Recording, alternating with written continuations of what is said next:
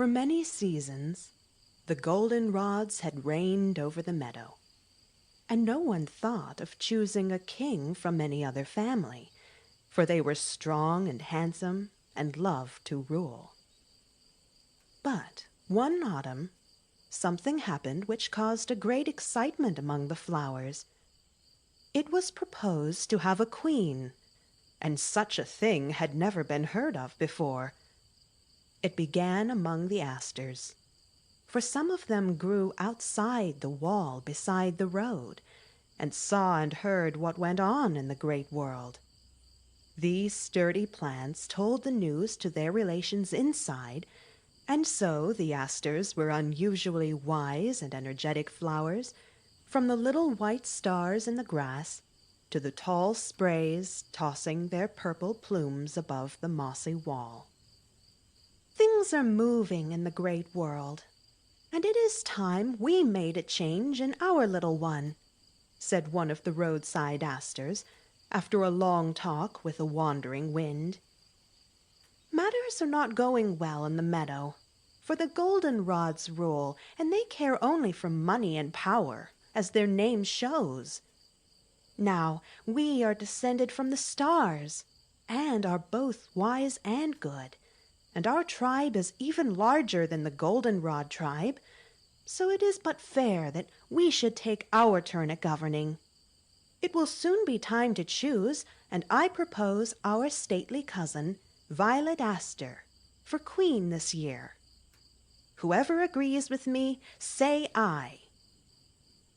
Quite a shout went up from all the asters, and the late clovers and buttercups joined in, for they were honest, sensible flowers, and liked fair play.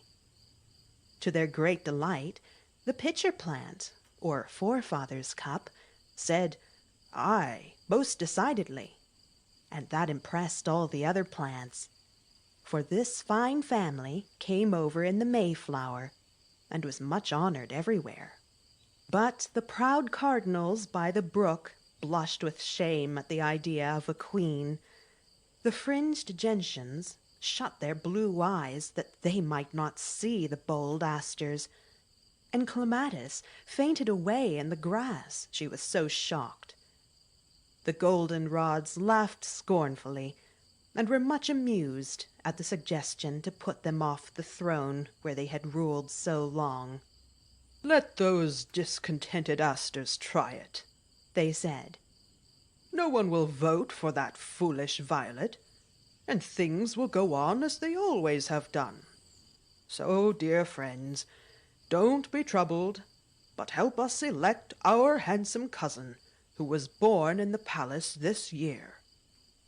In the middle of the meadow stood a beautiful maple, and at its foot lay a large rock, overgrown by a wild grapevine. All kinds of flowers sprang up here, and this autumn a tall spray of goldenrod and a lovely violet aster grew almost side by side, with only a screen of ferns between them. This was called the palace, and seeing their cousin there made the asters feel that their turn had come, and many of the other flowers agreed with them that a change of rulers ought to be made for the good of the kingdom.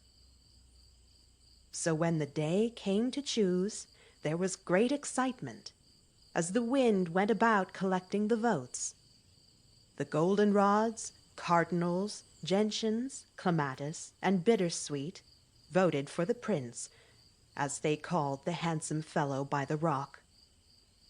All the asters, buttercups, clovers, and pitcher plants voted for Violet, and to the surprise of the meadow, the maple dropped a leaf, and the rock gave a bit of lichen for her also. They seldom took part in the affairs of the flower people, the tree living so high above them, busy with its own music, and the rock being so old that it seemed lost in meditation most of the time. But they liked the idea of a queen, for one was a poet, the other a philosopher, and both believed in gentle Violet.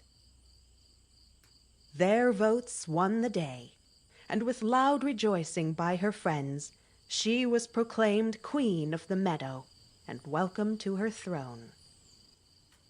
"We will never go to court, or notice her in any way," cried the haughty cardinals, red with anger. "Nor we, dreadful, unfeminine creature. Let us turn our backs and be grateful that the brook flows between us," added the gentians, shaking their fringes as if the mere idea soiled them. Clematis hid her face among the vine leaves, feeling that the palace was no longer a fit home for a delicate, high-born flower like herself. All the goldenrods raged at this dreadful disappointment, and said many untrue and disrespectful things of Violet. The prince tossed his yellow head behind the screen, and laughed as if he did not mind, saying carelessly, "Let her try. She never can do it, and will soon be glad to give up and let me take my proper place." So the meadow was divided. One half turned its back on the new queen. The other half loved, admired, and believed in her, and all waited to see how the experiment would succeed. The wise asters helped her with advice. The pitcher plant refreshed her with the history of the brave Puritans who loved liberty and justice and suffered to win them. The honest clovers sweetened life with their sincere friendship, and the cheerful buttercups brightened her day with kindly words and deeds. But her best help came from the rock and the tree, for when she needed strength, she leaned her delicate head against the rough breast of the rock, and courage seemed to come to her from the wise old stone that had borne the storms of 100 years. When her heart was heavy with care or wounded by unkindness, she looked up to the beautiful tree, always full of soft music, always pointing heavenward, and was comforted by these glimpses of a world above her. The first thing she did was to banish the evil snakes from her kingdom, for they lured the innocent birds to death and filled many a happy nest with grief. The next task was to stop the red and black ants from constantly fighting, for they were always at war, to the great dismay of more peaceful insects. She bade each tribe keep in its own country, and if any dispute came up, to bring it to her, and she would decide it fairly. This was a hard task, for the ants loved to fight, and would go on struggling after their bodies were separated from their heads, so fierce were they. But she made them friends at last, and everyone was glad. Another reform was to purify the news that came to the meadow. The wind was telegraph messenger, but the birds were reporters, and some of them very bad ones. The larks brought tidings from the clouds and were always welcome, the thrushes from the wood, and all loved to hear their pretty romances. The robins had domestic news, and the lively wrens bits of gossip and witty jokes to relate. But the magpies made such mischief with their ill-natured tattle and evil tales, and the crows criticized and condemned everyone who did not believe and do just as they did.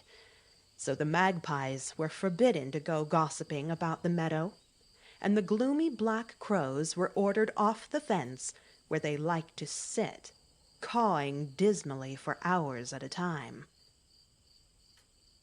Everyone felt safe and comfortable when this was done, except the cardinals, who liked to hear their splendid dresses and fine feasts talked about, and the goldenrods, who were so used to living in public that they missed the excitement, as well as the scandal of the magpies and the political and religious arguments and quarrels of the crows.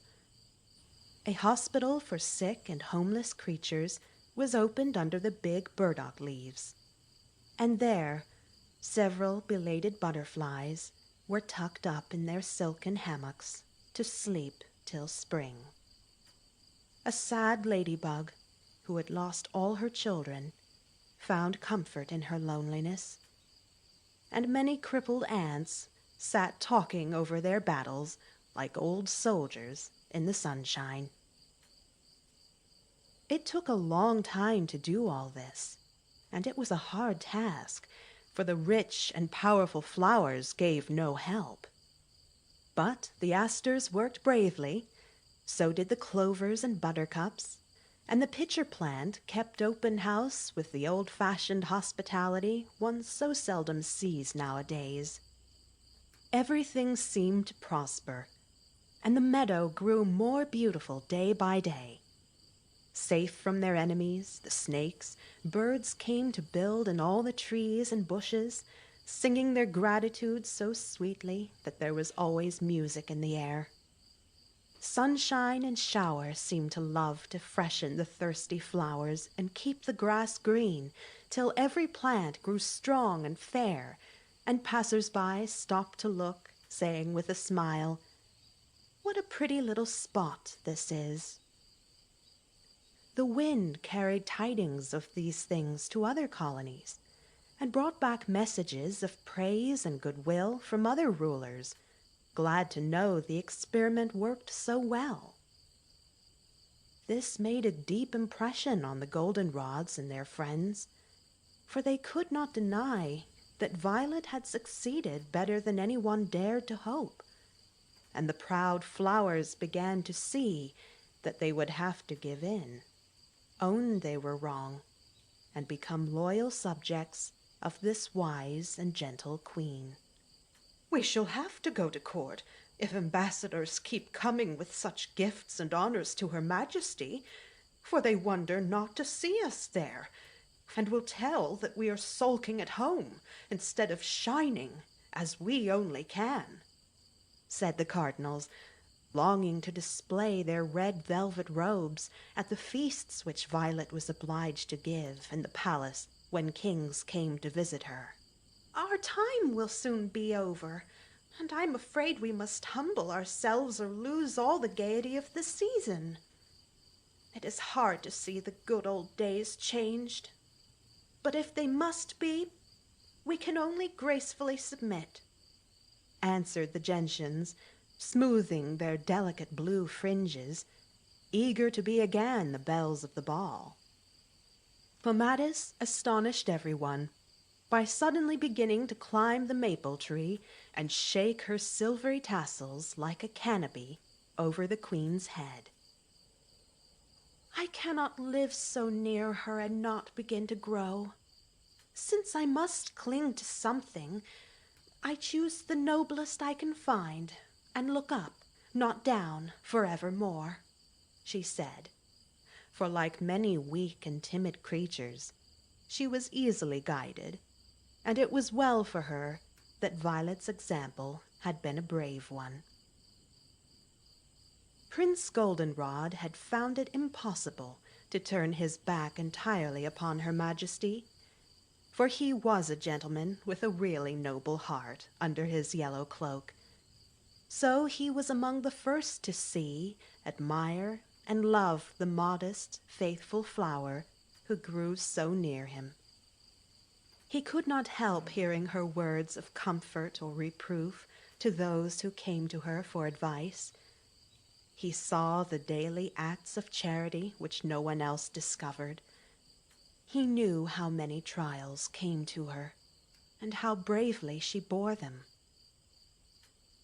She had done more than ever we did to make the kingdom beautiful and safe and happy, and I'll be the first to own it, to thank her and offer my allegiance," he said to himself, and waited for a chance. One night when the September moon was shining over the meadow, and the air was balmy with the last breath of summer, the prince ventured to serenade the queen on his wind harp. He knew she was awake, for he had peeped through the ferns and seen her looking at the stars with her violet eyes full of dew, as if something troubled her. So he sang his sweetest song, and her Majesty leaned nearer to hear it, for she much longed to be friends with the gallant prince, because both were born in the palace and grew up together very happily, till coronation time came. As he ended, she sighed, wondering how long it would be before he told her what she knew was in his heart. Goldenrod heard the soft sigh, and forgetting his pride, he pushed away the screen and whispered, while his face shone and his voice showed how much he felt. "What troubles you, sweet neighbor? Forget and forgive my unkindness, and let me help you, if I can. I dare not say as prince consort, though I love you dearly, but as a friend and faithful subject. For I confess that you are fitter to rule than I." As he spoke, the leaves that hid Violet's golden heart opened wide and let him see how glad she was, as she bent her stately head and answered softly, "There is room upon the throne for two. Share it with me as king, and let us rule together." What the prince answered, only the moon knows. But when morning came, all the meadow was surprised and rejoiced to see the gold and purple flowers standing side by side, while the maple showered its rosy leaves over them, and the old rock waved his crown of vine leaves as he said, "This is as it should be, love and strength going hand in hand, and justice making the earth glad." The lands are lit with all the autumn blaze of goldenrod, and everywhere the purple asters nod and bend and wave and flit.